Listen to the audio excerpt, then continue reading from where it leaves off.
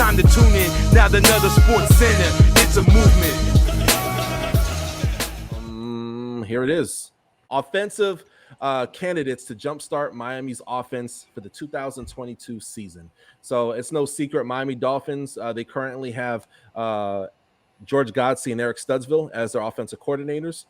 Miami Dolphins, they're doing a lot of things right, but doing a lot of things wrong and things that have really handicapped their season. Everything from not prioritizing the O-line to also as well having two offensive coordinators and not having consistency in play calling. You know, they all of a sudden want to be super aggressive in the fourth quarter when they're down by 10 points.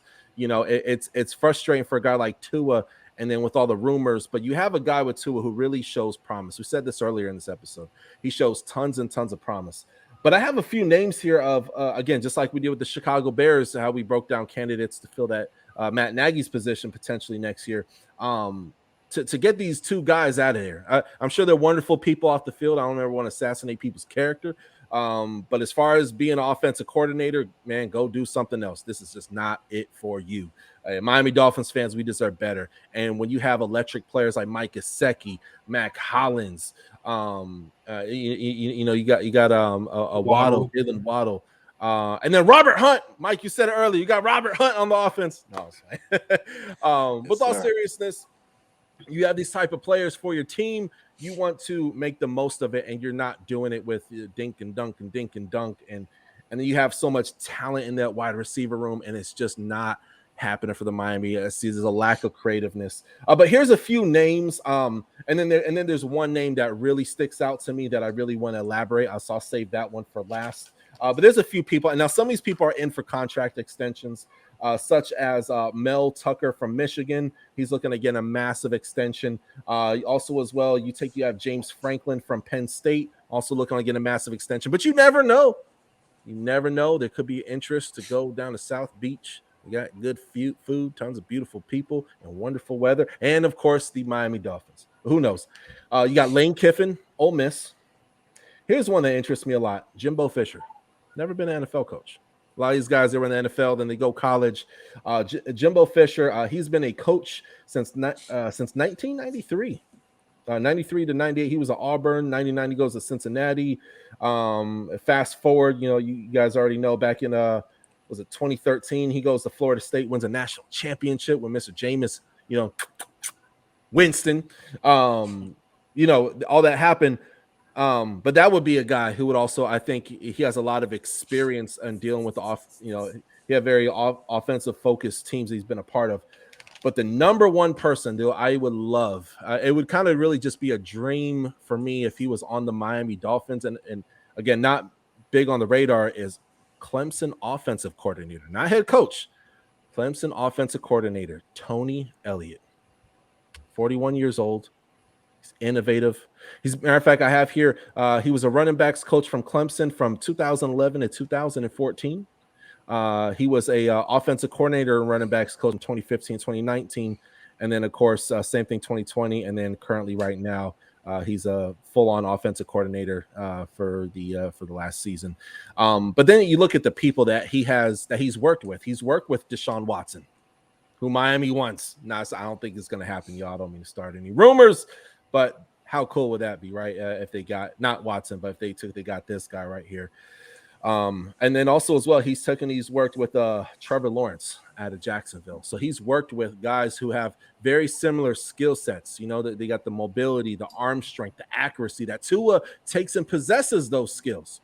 Love or hate Tua or not, he has those skills, whether you like it or not, whether you agree with me or not. So to take and have something like this is beautiful. Then, of course, 2016, 2018, national champion Clemson, absolutely killing it.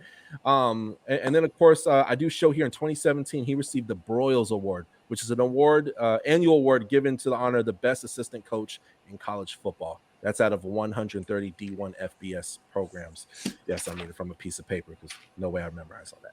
But Miami fans, please comment below. Let me know what you think. Isaac, Mike, let's open up the floor here really quickly. What are you guys' thoughts on some potential candidates for the offensive coordinator position for the Miami Dolphins? as you guys know, I'm a Virginia Tech fan, so I've seen Tony Elliott's offenses, the buzzsaw that they tend to be up close many times over the last number of years. And I mean, if you watch Clemson closely, he is a huge reason why they've had the success they've had.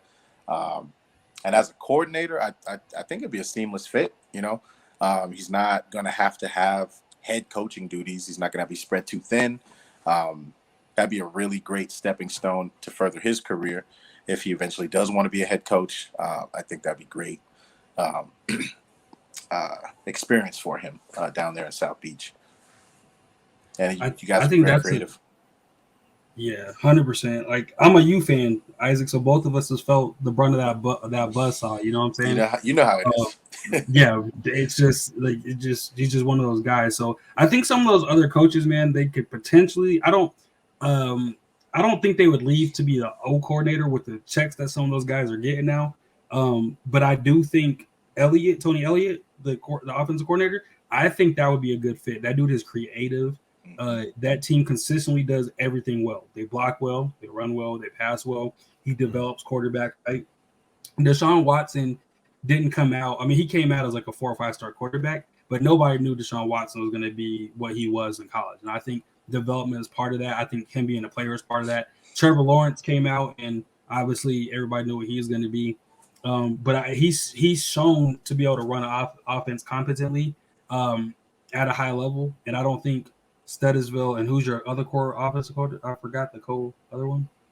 Mike Kafka. Yeah, Mike Kafka. Like they haven't shown that like cohesiveness to be able to run the offense so far, and they haven't shown in the league at all. They haven't shown at any level.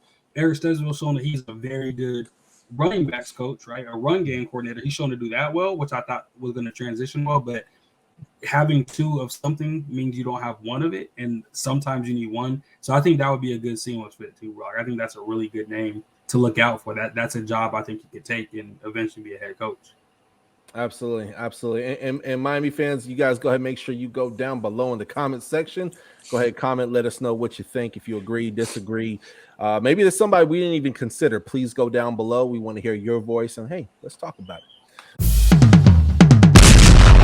Turn 100 for the touchdown, king crown, gain inside, leading your town, hit you faster than the sound, bad boy, throw it down, yeah, I'm ill, not my will, don't Copperfield, fill the house, listen to the roaring crowd, drop a light, calm it down, Heisman, all the haters mouth, superhero hit them wow, packing more action than bing, boom, bam, pow, touchdown for the win, we live, subscribe right now.